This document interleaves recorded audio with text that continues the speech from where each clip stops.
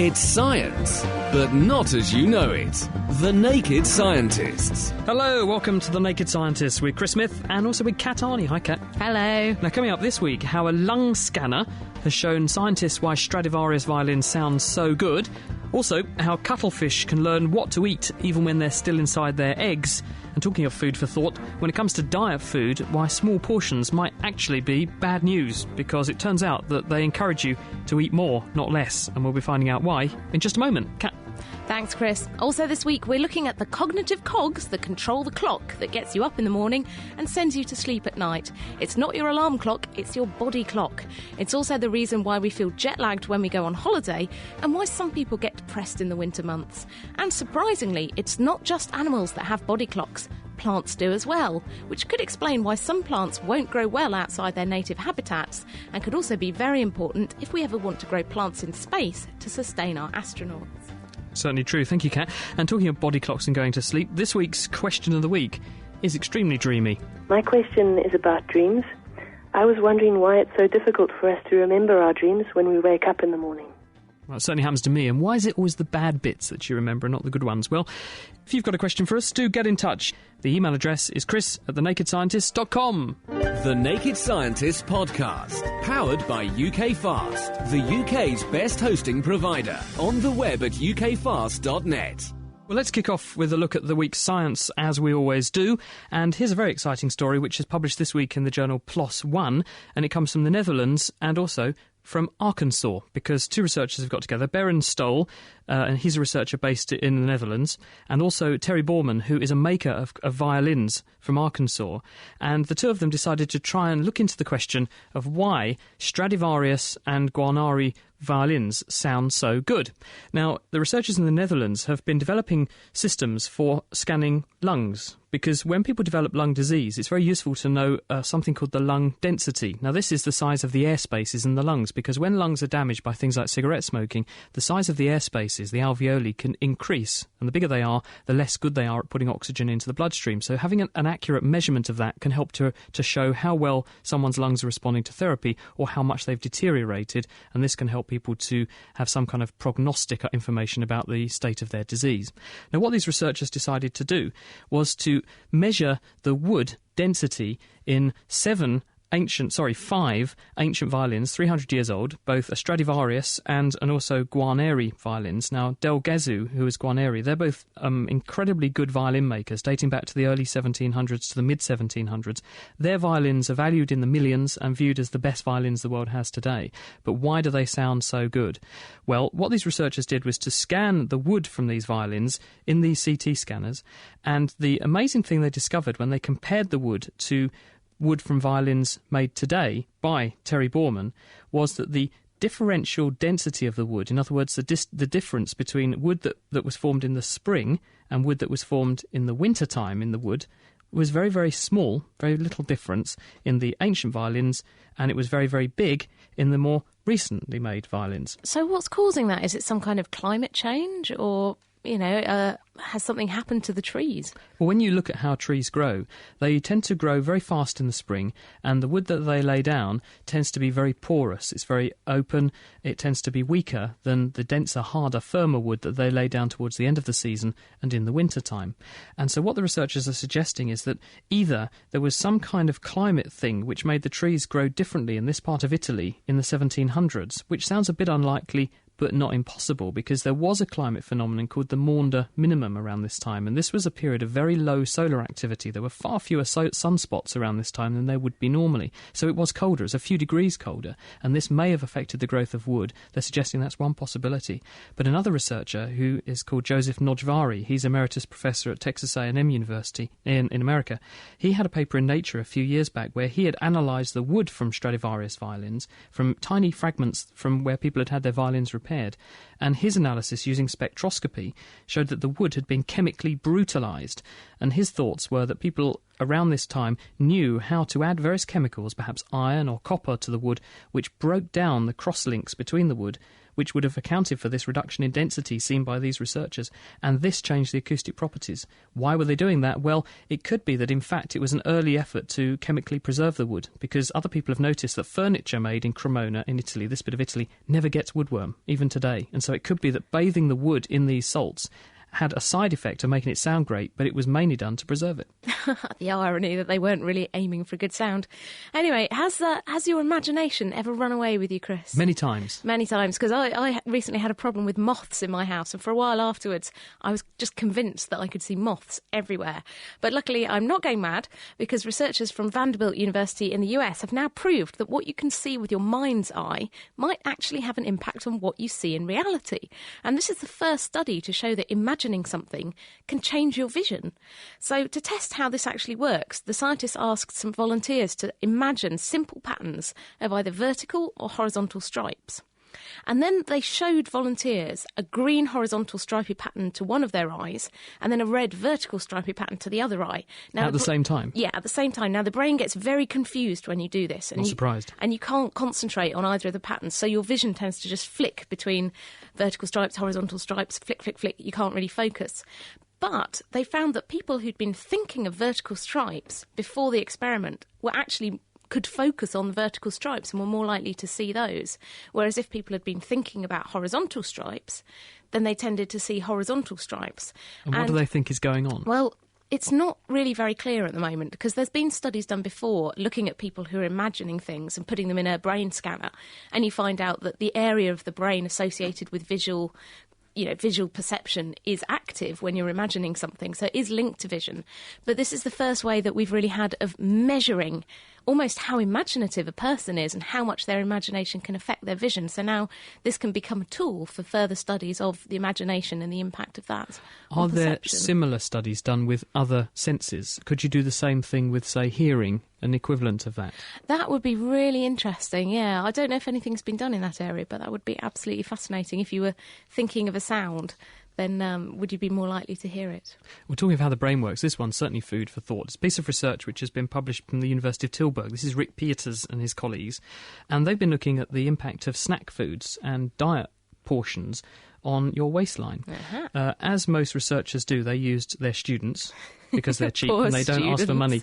They'll do anything for a bag of crisps. In this case, they certainly did. They got 140 students, and they divided them into two groups. One group were given 2 very large bags of crisps. The other group were given 9 small bags of crisps. And they were recruited being told, this is a study all about television advertising. Now, with those 2 groups, the big bag and the small bag groups of students, were then divided into further 2 groups each. Half of them were weighed very visibly in front of a mirror. And the researchers say this is to put them into a diet-conscious mindset. It would certainly have that effect on a number of people, I would think. Yeah. But the other half were just told to plonk themselves on the couch and start watching telly. And what they did was to tot up how many crisps the students in both these groups over time actually ate. And at the end of the study, the ones they didn't weigh, i.e. the non-diet conscious group, about 75% of them opened their small bags of crisps and about 50% of them opened the big bags of crisps. But critically, they ate the same amount of crisps if they opened the big bags or the small bags. So just how many they fancied, really. Yeah. Then you turn to the ones that they put into this diet-aware state by weighing them very visually in front of a mirror. Now, those showed very different results. 25% of them opened their big bags, but they actually ate... The people who opened their little bags, 59% of whom opened their little bags, ate far more than the people who opened the big bags. So they're thinking, oh, it's only a little one, I'll just have another. And what the researchers conclude is that by putting things into pre-packaged small portions, what this does when you're trying to be conscious about how much you eat, you assume that someone has made the choice about how much you should or shouldn't eat of something, and therefore it kind of means you can lower your dietary or caloric guard, and you end up overeating far more than you would do normally. So in fact, the instance here, or the sort of suggestion from this study, is when it comes to diet foods, more is actually less by the look of it. Because that seems to contradict some other studies that have found that if you give people little portions, they'll eat less. But I guess was that because they weighed people first and put them in that frame of mind? This is what they're saying, that if you put people into a diet-aware state and then offer them what appears to be the better solution, the small portion, in fact... that is why you then end up eating more. Whereas if people are conscious about how much they're eating in total, rather than doing it by portion, you do it by physical number of calories. That is a successful way to lose weight, if you actually know how many calories are in something. But if you're doing it by the size of the portion, they're saying that the marketing is very clever. It makes people think they're eating less, so they'll actually end up paradoxically eating more. Oh, those cunning marketing people messing with our minds. Anyway, a completely different story now about cuttlefish. Now, for most animals, life before birth is a very dark experience. Humans are trapped in the womb for 9 months, and even animals and birds that hatch from eggs don't really get much light coming to them. But now, new research shows that cuttlefish may not be in the dark in the same way. Now, when cuttlefish eggs are laid, they're stained black with ink, but as the embryos develop, the eggs become see-through. Now, at this point, the baby cuttlefish's eyes are actually fully developed. So can they see the outside world? And that's what Anne-Sophie Darmillac and her team in France think they can. And they've done an experiment where they put cuttlefish eggs in a tank and suspended them so that they were in view of another tank that had crabs in, or the other tank was empty. So it's crabs or no crabs. And basically, when the cuttlefish hatch from their eggs, they float away so they can't see the tank of crabs anymore. And they took the cuttlefish that had been exposed to crabs or not to crabs and gave them a choice of, would you rather eat crabs or shrimp? And normally, most cuttlefish would rather eat shrimp, but the ones that had seen crabs while they were still in the egg actually all preferred crabs. We're assuming they can see them, because how would the light possibly get in? Because the egg is transparent and their eyes are fully developed, but it hadn't been known before that they were actually seeing and processing this kind of stimulus. And they know that it's visual because the tanks were completely separate, so it's not some kind of chemical cue that's being given off by the crabs that the embryos. And you don't think they got a perceiving. fleeting glimpse when they came out of the egg and drifted down? Well, I think they did control for that kind of scenario, so it's definitely what they're seeing there. But what's the evolutionary point to this? Why should they have this amazing ability to learn to do this even when they're in an egg? Well, cuttlefish are really visual animals. All their communication is by changing patterns, changing colours. They're very visual creatures.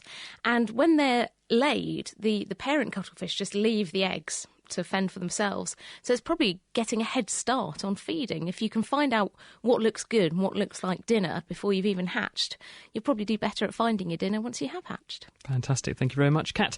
This is The Naked Scientist with Chris Smith and with Kat Arney. We're talking about the science of time and the body clock, and also the plant body clock, how time and day length affects the growth of plants. That's this week's subject for discussion. So if you'd like to join us, the email address is chris@thenakedscientist.com. The Naked Scientists. For more information, get online at nakedscientists.com. And joining us on the telephone with a question that's sort of related to time is Laura Eubank. Hello, Laura. Hi there. Welcome to The Naked Scientists. What do you want to talk about? I just wanted to ask a question about hair and why it stops growing, and why some people can never have a haircut, and their hair will just stop growing at, like, their shoulders. So how long's your hair? You got long hair? It's, like, just below my shoulders. Have you been consciously trying to grow it, or is this... Oh, it's not me. It's one of my friends.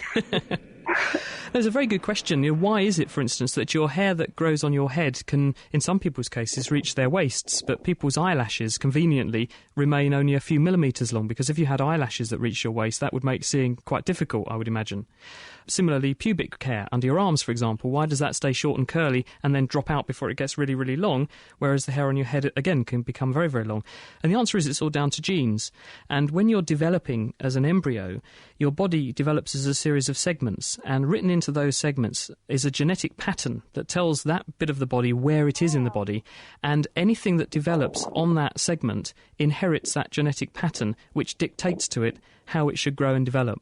And if you look at how hairs work, hairs have 3 phases to their life cycle. They have what's called an anagen phase, and this is where they grow, and the hair follicle has a number of stem cells that are very, very active, and they pump out keratin, which is the hair chemical, and the keratin forms a big polymer, which is a filament, the hair that you see. And after the anagen phase, which can last anything from days, in the case of, say, an eyelash, that's about 2 or 3 weeks, to a head hair, which can be 3 or 4 years, that determines how long the hair grows for, and therefore its ultimate length. Then the hair goes into what's called a catagen phase, and that's where the follicle switches off and the hair actually falls out. And then there's a third phase, which is called the thedagen phase, when the follicle rests, and then it resets the system and the whole thing starts again. So it's down to how long the hair grows for, the anagen phase, and that is determined by your genes. Basically the genes that are programmed into the bit of the body that's got the hair in it. Kat? I was thinking, so if you had some kind of weird genetic mutation, you could have, pubic hair that grew down to your ankles. Yeah, I suppose if you similarly transplanted head hair to your pubic region, or vice versa, you would get hair that had that behaviour because it had pre-programmed into it that way of growing. Freaky. Is that what you've had done? That would explain a lot, though. I don't have pubic hair that reaches to my ankles, Chris. I wouldn't know, Kat. Laura, I hope that answers your question. Yeah, thank you. It's great to have you on The Naked Scientist. Okay, thanks. See you later. Interesting question from Rolly Mandelbro, who's listening in Second Life. He says, can we actually hear before we're born? I think the evidence suggests that you probably can. Obviously, it's not sort of hearing as in the sense that born people hear, because that's all to do with air pressure, but I think there's a lot of evidence that babies can really sense the vibrations in the fluid that's around their ears. The US Navy did a study about 5 years ago where they took lambs that were developing inside the mother, and they put a miniature microphone inside the ear of the developing lamb and another one in the fluid surrounding the lamb, and then a microphone outside the sheep, and they played sounds using a speaker and recorded from those 3 sites, and then they played back the sounds they recorded to a group of volunteers and asked them how much they could interpret from what they'd just heard from these recordings. They understood 100% of what was said using the microphone outside the sheep's body. They understood about 75% of what they recorded using the microphone sitting in the fluid around the baby inside the sheep, and they understood a good 30 or 40% of what was being said from the recordings in the ear of the baby sheep. So what this suggests to you is that, in fact, you should be very careful when you're talking around a pregnant woman, because No the baby swearing. may well be eavesdropping. As we said, that was a question from Second Life, and we do beam this programme live into Second Life. That's from 6 p.m. UK time, and that's 10 a.m. in Second Life time. So if you want to come and meet us, meet our other listeners, and hello to anyone who is listening in Second Life right now, then you need to go into Second Life, if you're one of those cyber people that likes doing that, visit the Scilands, and then search for The Naked Scientist. You can drop by Naked Scientist Towers, you can relax on one of our sun lounges, and you can listen to the show and chat along. It's really interesting. I wasn't here last week because I was off having a baby. Well, actually, my wife was having a baby. You're looking good I for it, was Chris. allegedly helping, allegedly. And so I sort of did actually join in on Second Life, and it was amazing to see all these people sort of beaming in from all over the place, and it's a really good little community that's going on there, so it's great to have them along. One thing that I've meant to mention to Laura with the hair thing was an interesting thing I picked up this week. There's a company in America, they're called Allergan. They're the company that actually brought you Botox, not brought you Botox, because you wouldn't use something like that, but Yeah, they invented me and my wrinkly face the and my concept knee-length pubic of marketing of Botox to iron out wrinkles on your face. They've actually also got a drug for glaucoma, which is this eye pressure problem where you have too much pressure inside your eye and this can damage your optic nerve. There's a drug called Lumigan which can be used to treat that. The actual generic name is bimatoprost for this. And what they found is that one of the side effects is that it makes your eyelashes grow longer in some people. So they're actually applying to the FDA, that's the Drug Administration group in America, for permission to market this as an eyelash lengthener. The slight downside is that it also makes your eyes get darker, and it also makes your eyelids get darker, and the effect can be permanent. So not only will you have luscious lashes, you will also potentially have darker eyes and darker eyelids. And if you don't use the same amount on both eyes, the effect can end up being non-symmetrical, so you could have a sort of David Bowie effect. You look like this weird panda. Which could be a bit dodgy. There you go. So if you want to join in on The Naked Scientist, the email address is chris@thenakedscientist.com. And still to come on today's show, we will be finding out how a cascade of chemicals sets our body clock, and even how plants may suffer from jet lag. First, though, time for a bit of kitchen science, as we do every week, and Ben and Dave are at Stewards School, which is in Harlow, with this week's experiment, which is all about the chemistry of candles and the physics of flames. Hello and welcome to this week's Kitchen Science. We are at Stewards Science Specialist School in Harlow, and I've got Dave Ansell with me. Hi, Dave. Hi, Ben. I've also got Jamie and Richard. Hello, Richard. Right. Hello, Jamie. Hi. So, what year are you in? I'm in year 8. I'm in year 8 as well. What do you like about doing science at school? I mainly like doing the experiments, but I don't mind doing writing either. I like the experiments. They're fun and it's better than writing.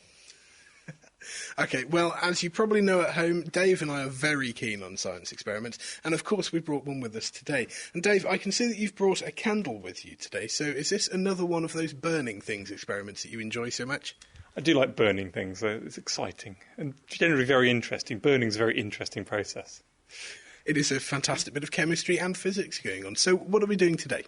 We're actually going to be looking at how burning works using a candle and a cold glass.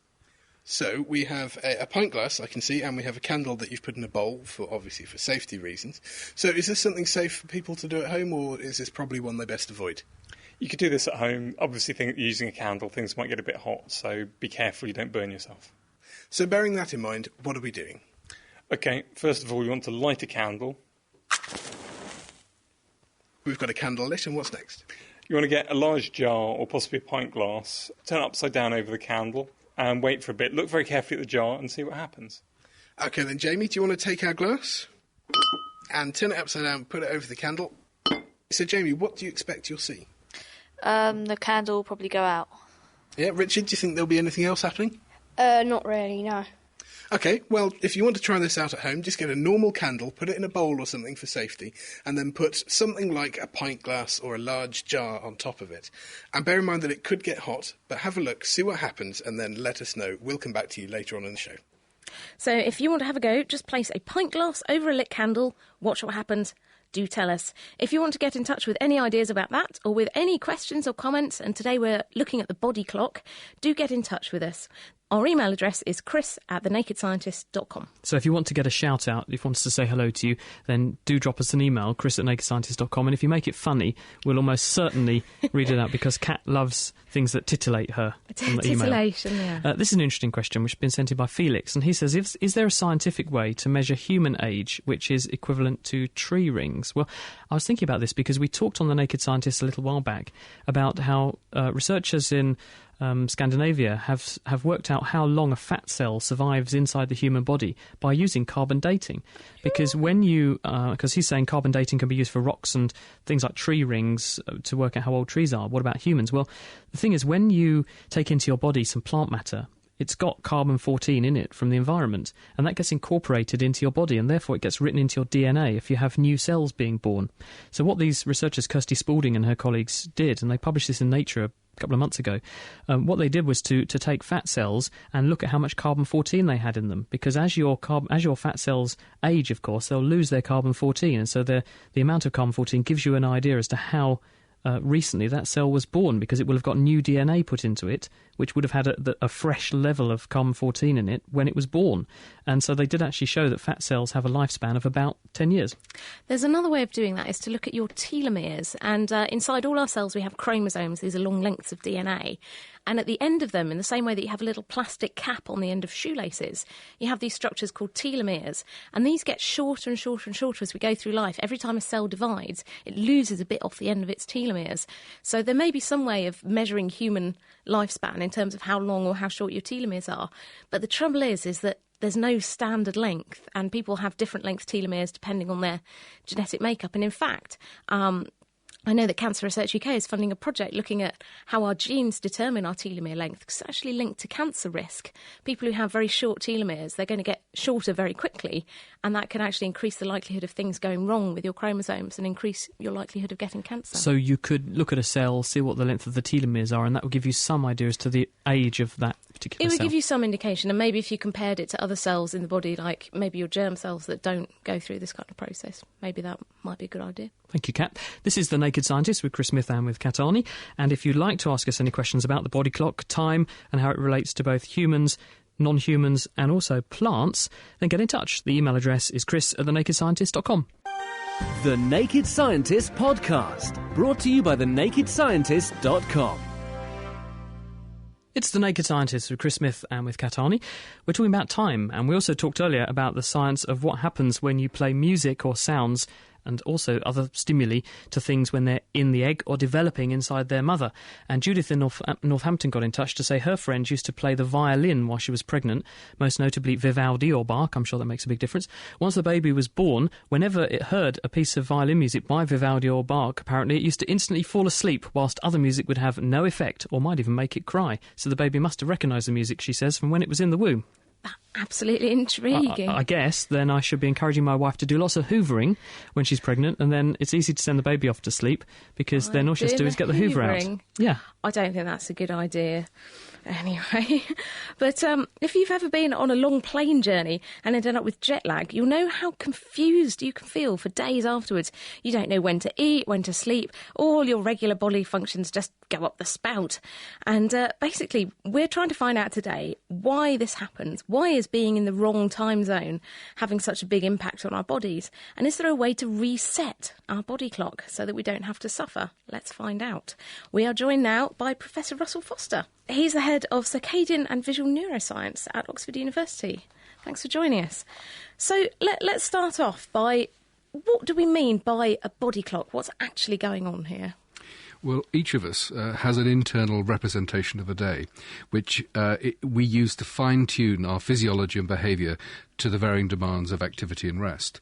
There's a very important structure right at the base of the brain called the suprachiasmatic nuclei. And if this structure within the brain is destroyed as a result, let's say, of a tumour or some other ghastly accident, then these 24-hour rhythms that we normally experience, like sleep-wake and all the rest of it, are lost.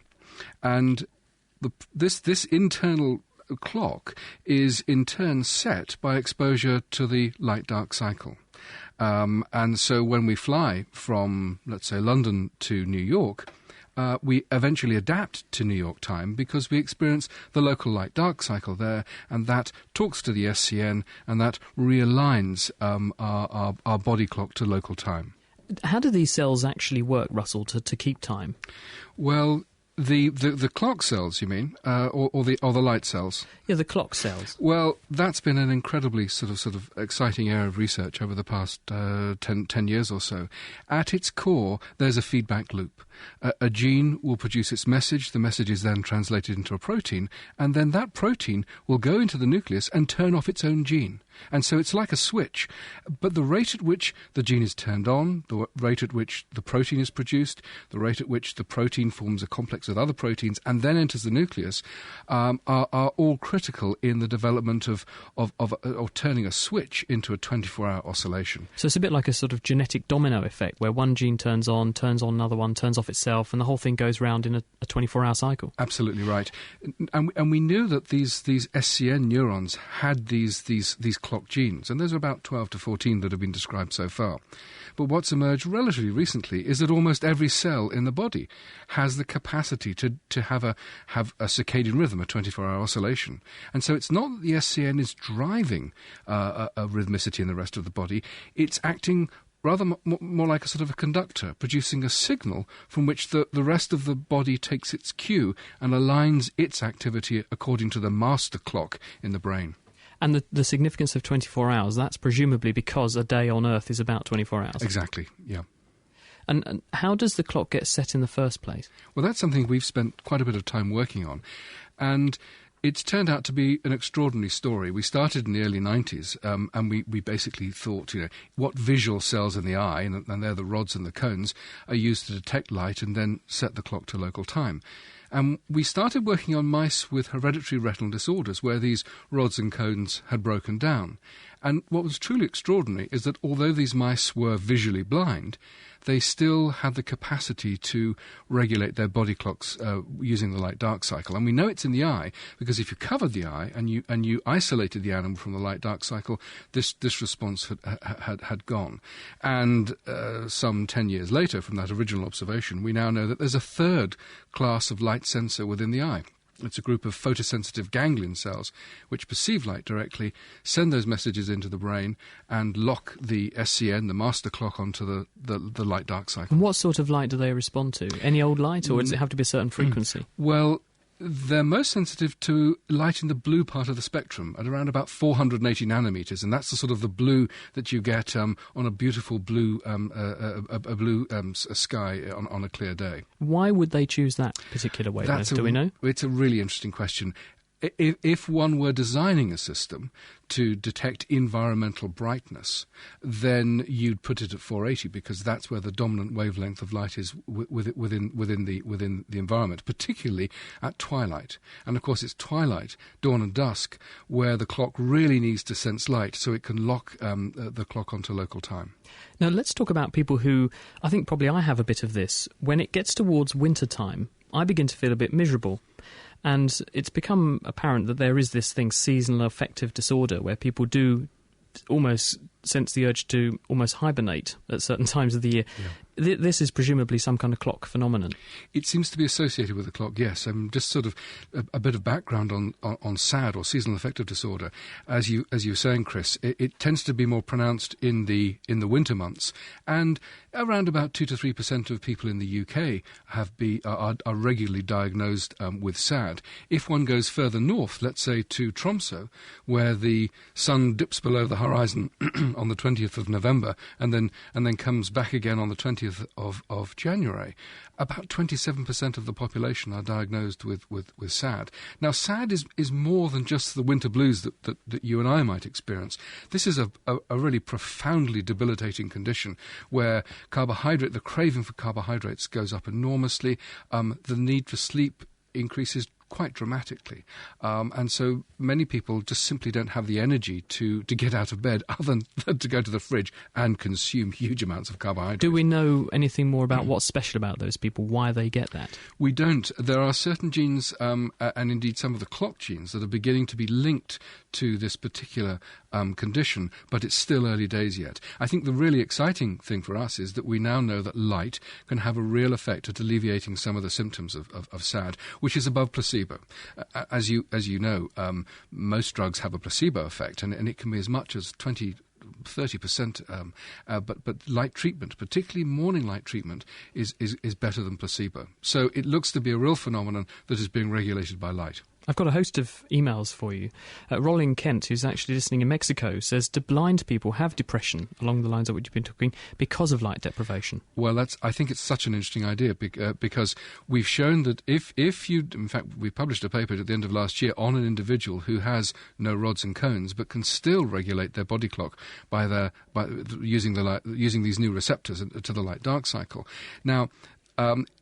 It's only with the discovery of these cells that we can ask questions like that. The assumption has been, well, you're depressed because you can't see. And in fact, we're starting some studies to look at depression in individuals who have those novel cells but don't have the capacity to see.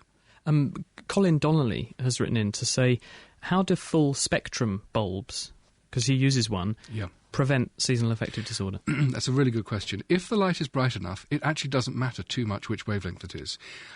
When we say that these receptors are most sensitive to blue light, that's the wavelength. If you were to lower the light levels, it would be blue the lowest level of blue light would still be effective. But if you're using a full spectrum lamp that's bright enough, it'll be perfectly good. So this is where people would perch themselves in front of a bright lamp in the morning. That's right, yes. And this works, does it? Remarkably enough, it works. And now we're beginning to understand the mechanisms behind it. Along similar lines, we've had a question from Nasser Hazari on the forum, who says that I once heard that in order to avoid jet lag when travelling, and I think this is a tale you've probably heard before, you should shine a red light on the back of your knees. Is this true? Now, let's settle this once and for all. Let's kill this one dead. So in 1998, a group of researchers at Cornell University suggested that red or light behind the knee would entrain the body clock, and this got huge amounts of publicity. A lot of us thought it was nonsense at the time. It was published in Science, incidentally. 5 studies around the world tried to replicate the findings, and all completely failed. It looks as though there was some artifact in the experimental design of that original paper, which was fundamentally flawed, and they got it badly wrong. But it did cause a huge amount of commotion, but let me assure you, it is nonsense. Neil on the forums had a little idea. He says maybe jet lag fairies live in your bloodstream and they commute back and forth every day, and if you shine a red light, they think that's a stop sign, so they stop. Well, that's something to think about. Henry has written in, Russell, and says, why are some people more productive in the morning? Because one thing that's come out of the body clock research is that there certainly are different species of people almost, aren't there? People like me who will work late and cannot for the life of them get up and function in the morning. Probably part of that is a coffee addiction problem, but I think there certainly is a body clock issue with me. Well, Henry raises, again, a really exciting question. We talked about those clock genes, of which we think there are sort of 12 to 14 of them, and tiny changes in those genes are now being associated with a morning preference, as distinct from an evening preference, those people that we would describe as owls. And you're absolutely right. There are some people, about 10% of the population, that like to get up very early. And we're talking sort of 5 o'clock in the morning, but then they go to bed very early, sort of 7 o'clock in the evening. And we've got genes that we can map onto those different behaviours. In fact, there's one extraordinary study called familial advanced sleep phase syndrome, where it's been followed through 5 generations now, and it's one tiny amino acid change in one of those proteins, one of those 14 proteins that make up the clock. It's an extraordinary study, and we're now beginning to associate more and more subtle changes in these genes with morning and evening preference. I should say that this morning and evening preference does shift with time. So as one sort of grows up from the age of 10 through adolescence into one's early 20s, there is this tendency to want to go to bed later and later and later and get up later and later. And that seems to be a real biological phenomenon. And there's some very important consequences, I think, in terms of our educational systems that we might want to discuss as well. So maybe having classes later, something like that. Well, the evidence suggests from University of Toronto, they tested pupils mid-morning or mid-afternoon, and their scores went up by 10% in the mid-afternoon. And what was fascinating is that the older teachers went down over the same time period. We've got a little odd one here from Ben P, and he says that he commutes to work. He travels 40 minutes either way, and he tends to sleep as the train motion makes him drowsy. So sleeping on the train, not in his car, that would be bad. But in all this time, he's only once slept through his stop. Most of the time, he wakes up just before his stop. Is this in some way linked to his body clock, or is he just good at it? Well, what Ben is talking about, and I think many of us experience him, the classic one, is that you wake up a few minutes before the alarm goes off in the morning. And the mechanisms behind this have been much discussed. If we jump from our species for a moment and talk about honeybees will use their body clock almost like a daily events calendar. They will consult this internal clock to determine when they will visit specific types of flower at different times of the day. So, for example, they'll visit one species at, let's say, 12 noon, and then another species 2 hours later.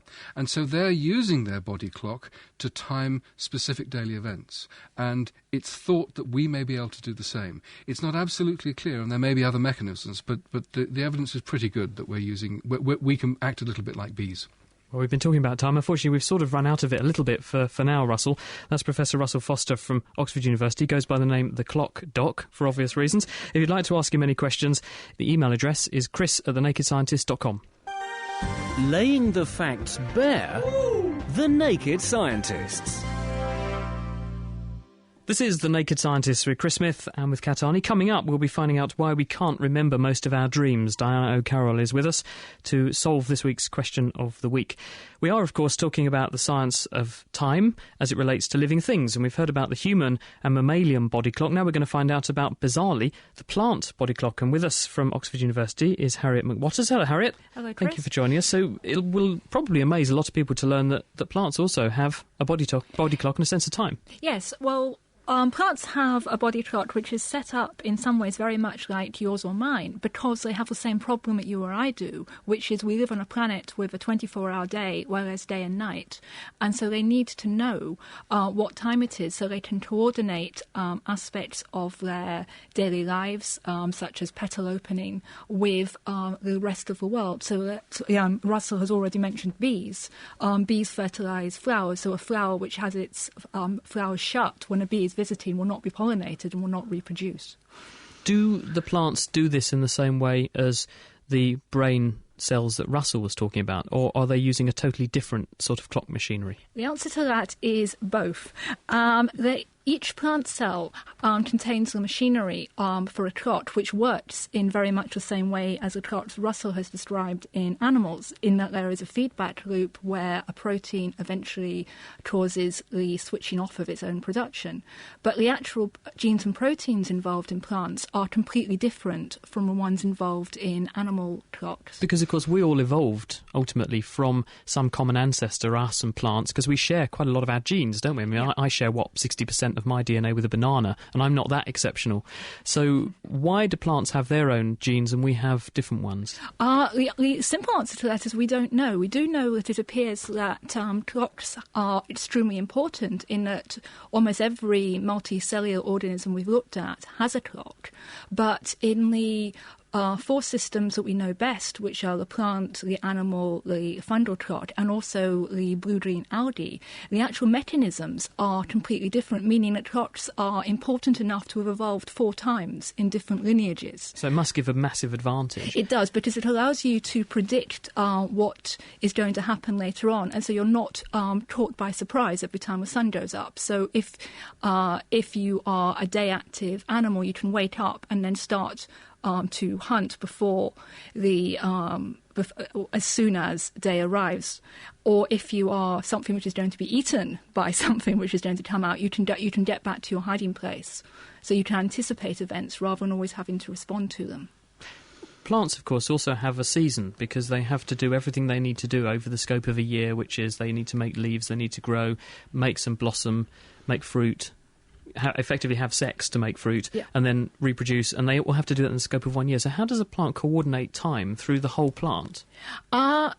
Again, there are the trots in the leaves appear to be detecting and measuring photoperiod, and then some signal is transferred from the leaf to the part of the plant which is going to produce a flower, and that tells it, hang on, it's time to stop producing leaves and start producing reproductive tissues such as flowers.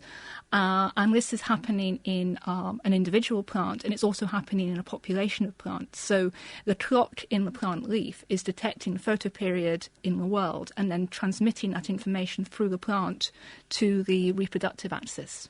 Does this mean then that if we understand how that works, we could exploit it to, say, make plants think that they've got less time to grow than they have, so they put more effort into growing quicker, so we get more yield from a crop, for example? Yeah, potentially. One of the big goals in agriculture is to reduce energy expenditure, and so removing the photoperiodic component from plant growth is actually very important. A good example is chrysanthemums, which are extremely sensitive to photoperiod and also need to be produced at a particular time of year, in November and then again at Christmas time. And so you need to produce plants using huge amounts of energy. If you could reduce the photoperiodic component of their response, they would grow regardless of the day length, simply if you gave them the right conditions. And if I take a plant which is well adapted to growing in one part of the world, it's used to having a certain length of day, say the equator, because time doesn't really change whether it's winter or summer there, and I put it in Scotland, where it's going to have very, very long, bright summers and very, very dark winters, will that make a difference? It will make a difference. It might make less of a difference if you went that way than from Scotland down to the equator. So tropical plants are used to growing, as you say, with very equitable day lengths. Scottish plants require usually very much more light in the summertime. And so, in fact, in my garden at home, I have a horse chestnut seedling which grew from a conker I collected in my mother-in-law's garden in Scotland. And this poor tree sets leaf several weeks later than the local horse chestnuts in Oxford and sheds its leaves early in the season. Because one of the things Russell was saying was that, our brains can retune our body clock. You've done the equivalent of a transatlantic flight for a conker, but from Scotland down south, and your conker can't reset. It doesn't seem to be able to reset. So it's got an idea in its little in each of its cells what the critical day length is for producing leaves or shedding its leaves, and it can't in one generation get over. So this is something. So the timing of leaf set is set in the genes, and it's local to a particular population. Because scientists have shown that if you give a plant a really hard life for a while, then the progeny it produces express genes differently than if you give it a really good life, because it's almost like it's patterning, it's telling its offspring, look, you're going to have a hard life, you need to be optimized to grow in a really bad environment. So do you think the parent effectively wrote this into its... I think the parent wrote this in. Either we don't know from a single example whether it is maternal imprinting, such as you're suggesting, or a simple change in the genetic instructions, such that you need 16 hours of light or 14 hours of light to produce your seeds. It could be either. And just to finish, Harriet, obviously President Bush has suggested he wants to see people colonising Mars in the next 50 years. We know that plants are the best way to get energy from the sun and turn it into chemical energy that we can use. That means we need to take plants on space missions. given what you've just said, what are the implications for taking plants from planet Earth into space and then also further afield? Well, there's two things to consider. One is the different range of wavelengths that you get on Mars. So Earth plants are adapted to the range of wavelengths that we have here. They're very different in the Martian atmosphere, which is one of the reasons Mars looks red. Also, the day length is different on Mars, so you would need to look into the effect upon day length of growing your plants. Thank you very much. That's Harriet McWatters, and she's from Oxford University talking to us about the body clock of plants. Stripping down science. Okay, let's do it. The Naked Scientists.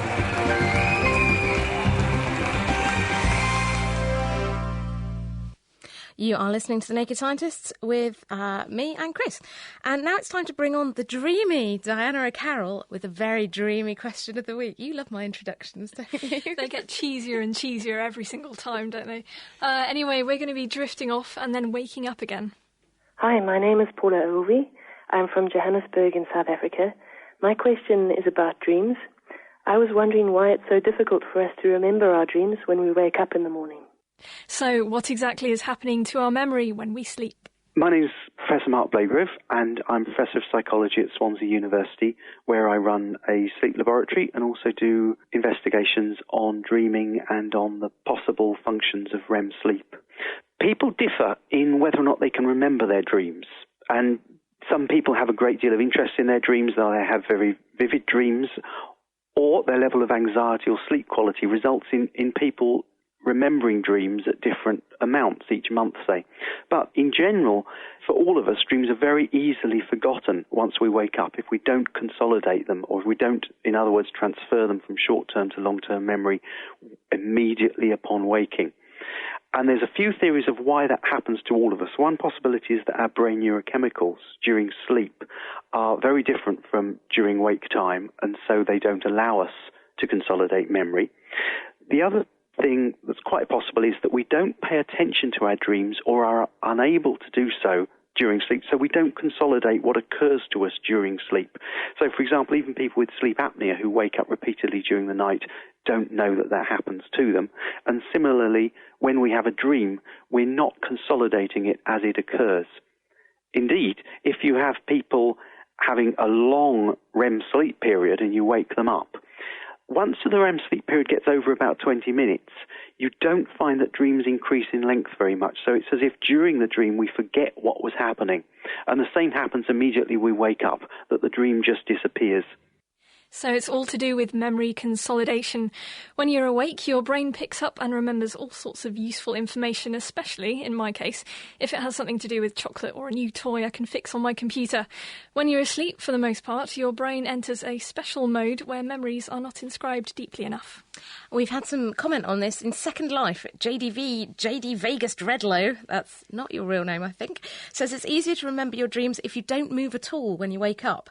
And on the forum, Madida Scientia extolled the virtues of being paid to sleep for research. We've also had a call in from Anne from Heacham, who says that she can actually return to her dreams. If she has a dream one night, she can return to the dream where she left off the night before. Fascinating. Do let us know what you think of that by emailing us in. Lucky her. Well, I seem to remember lungs are quite important for breathing. So how can this be the case? Hello, my name is Jason Flakes, and I'm calling from Annandale, Virginia. My question is how is it possible for a bornine flat-headed frog to have no lungs and breathe through its skin? Perhaps if we unlock the secret to lungless breathing even, we might be able to unlock the secret to eternal life. It sounds like you're doing a bit of lungless breathing there, Diana. I know, running out. Hi, it's Jeff Blackwell calling in from Bundaberg in Queensland in Australia. It's the question of the week. I'd like to know if there are any life forms, plant, animal, fungus, whatever, that are effectively immortal. Deep breath. So if you know how the Bornean frog can breathe, or where I can find my nearest fountain of youth, then send me an email to questionoftheweek@thenakedscientist.com, or write it on the forum for all the world to see at thenakedscientist.com/forum. Thank you very much, Diana. You can go back to sleep now, so to Hooray. speak. It is The Naked Scientist with Chris Smith and Kat Arney. That was Diana O'Carroll, who does Question of the Week for us every week. If you think you've got a question that is deserving of an analysis on Question of the Week, then do send it in, chris@thenakedscientist.com. Don't forget, we've got quick kitchen science on the way. Ben and Dave have been putting a glass over the top of a candle that was lit and then asking you to find out what happened. There was more than just the obvious observation to pick up on, and Zanzibar Rothschild, who's in Second Life, says he did it, and some condensation appeared on the glass. Very interesting. And also Joan in Braintree had a go and said, yep, the candle goes out, it left a mark on the glass. So there's one or two observations there. What do you think happens? If you know, you can email chris@thenakedscientist.com.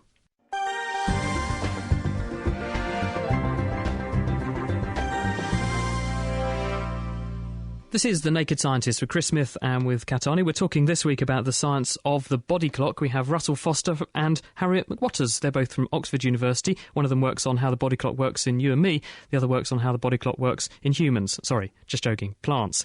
And now it's time to go to those professional clockers off, Ben and Dave, with Jamie and Richard, to find how they're getting on playing with fire for this week's Kitchen Science. Welcome back to Kitchen Science. We're still here at Stewart School in Harlow. We have a candle here, and we've got a pint glass. You can use a jar or something like that. We're going to put the pint glass on top of the candle and see what happens. Apparently, this will tell us something about how burning actually works. So, Jamie, would you mind picking up our pint glass? Yep. And putting it over the top of the candle. And Richard, I want you to tell us what you can see. Okay. Right, he's just put it over the candle now. Nothing's happening at the moment, but the candle seems to be dying down a bit. It's gone. So the candle has now gone out? Yeah, the candle has gone out. Okay, and it looks to me, Dave, like the jar has sort of misted up a bit. Do you think it's full of smoke, maybe? Yeah, probably full of smoke. So, Dave, is it just a glass full of smoke we have now? If you take it off and look at it, look inside, can you see there's something on the inside of the jar? Yeah, there's condensation on there. We put the glass on top, the candle went out, but it seems to actually have filled with water vapour rather than smoke. Why would that be, Dave? Well, there isn't actually any water in the candle until it burns. The candle is made up of wax, and wax is made up of two things, carbon and hydrogen, possibly with a bit more oxygen. When you react that with oxygen, when you burn it, the carbon's going to turn into carbon dioxide, and the hydrogen's going to get turned into water, H2O. So burning allows the carbon and the hydrogen in the candle to react with the oxygen in the air around it. And this reaction creates water as a byproduct. Yeah, that's right. And that's what you can see on the inside of the glass. But if a flame is constantly producing water, why doesn't it just put itself out? The reason why water will put a flame out is because it will take heat away from the flame, so it gets cold enough that the reaction slows down and it stops burning.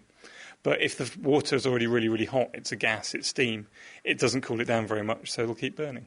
So how come we could show this using a cold glass? How did that trap the water? When air's hot, it can contain a lot more water than when it's cold. So when the hot air meets the cold glass, it's going to cool down, the water's going to come out of the vapour phase, turn into condensation on the side of the glass. So if burning is a chemical reaction that produces water, do we produce water in things like car engines and that sort of thing? Yes, you'll produce water in car engines, anything which is burning a hydrocarbon like wax or petrol. On the space station or in the space shuttle, they generate power using fuel cells which take hydrogen and oxygen, react them together in a more controlled way than actually burning, and this produces water, and the astronauts drink it. So we get energy from reacting the two together, and the byproduct is water, which means the astronauts can keep drinking? Yep. Fantastic. So, Richard, what do you think? Did you know that flames create water? No, I didn't really know. What do you think of doing a kitchen science? Yeah, it's very good, really interesting, fun. Yeah, great. Do you think you'll show anyone at home? Yeah, I think it's quite easy to do at home. Well, thank you ever so much for being involved this week, and that's all we have time for Kitchen Science, but we'll be back with more very soon, so it's goodbye from me, it's goodbye from Dave. Goodbye. And it's goodbye from Jamie and Richard. Goodbye. Bye. Have it. Flames make water, and Ben and Dave will be back next week with more Kitchen Science. We had a couple of people trying it at home. Joan in Braintree, sort of mark on the glass, so not quite right there. But from Second Life, Cryptic Fortune Sorbet and Zanzibar Rothschild both said they saw condensation, so well done to you guys. Thanks, Kat. It is The Naked Scientists, and we are talking about the body clock and about time as it relates to living organisms. Got lots of questions for you. This one's interesting, Russell. This person, Jennifer P., says, do we sleep better in blocks of 4 hours? On the whole, no. It depends on the individual, but most of the time it's an 8-hour block. Sometimes you can separate it in the middle, and with a slight waking up phase, but then you go back to sleep again. But on the whole, no. quick question here from Jeremiah, who says, can you tell me the difference between hibernation and aestivation? Hibernation, they're very much the same thing. They're periods of dormancy to avoid inclement conditions. Hibernation is usually when an animal is trying to avoid winter. Aestivation is in hot countries where it's trying to avoid summer, so it's avoiding the worst times of year. Thank you, Harry. Got a question here for you, Russell. Jane has called in and said, is melatonin any use for insomnia? I guess what she's asking is, what is melatonin? Does it work? Melatonin is a hormone produced from the pineal gland, and it's highly regulated by light. It's produced at night.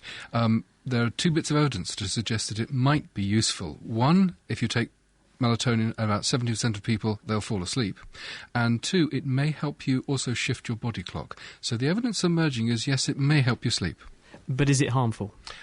We don't have any evidence that it's harmful. I certainly wouldn't recommend using it without discussing it with your GP first. Very quick one here. Do bacteria sleep or have a pattern to their activity? That's from Bruce Rogers. Ordinary bacteria, such as you would find in your gut, probably not. There is a class of blue-green algae, which are often called cyanobacteria, which have very strong circadian rhythms. And Harriet, we've got a question here from Sylvia in Ipswich. She says, can trees or plants feel? For instance, what would happen if you pulled a branch off or something? So, hi Sylvia. Plants can detect it when you damage them in some way. They're usually more sensitive to things like caterpillars eating them, which happens in their natural life. So, for example, an oak tree which has been attacked by caterpillars will respond by producing tannins in its leaves, which make the leaves bitter. What's even more interesting is that trees adjacent to the one that's been attacked can somehow detect some signal and will also start to produce tannins in their leaves even before the caterpillars have been eaten. So given that, I think they can almost certainly detect if a branch has been cut off. The problem is that they don't really have any response to that except grow another branch. Harriet, thank you very much. Right, well, that's it. I'm afraid we have run out of time, so I have to say a very big thank you to Harriet McWatters and also Russell Foster. They're both from the University of Oxford. And, of course, to our own production team here at The Naked Scientist. That's Ben Valsler, Petra Minch, Diana O'Carroll, Dave Ansell, and, of course, Dr. Kat Arney. Now, next week, strap on your running shoes because we are going to take a look at the science of the Olympics, including finding out how performance-enhancing drugs work and also how scientists have developed ways to catch the people who are using them. Also, how altitude training can boost your sprinting ability and how the new footwear and bodysuits that are being produced can knock literally seconds off your time and also put meters on your long jump. So if you have any questions about the science of the Olympics, then send them to me, chris@thenakedscientist.com. In the meantime, have a great week. Thank you for listening and goodbye. The Naked Scientists are sponsored by the Wellcome Trust, the EPSRC and UK Fast. For more information, look us up online at nakedscientists.com.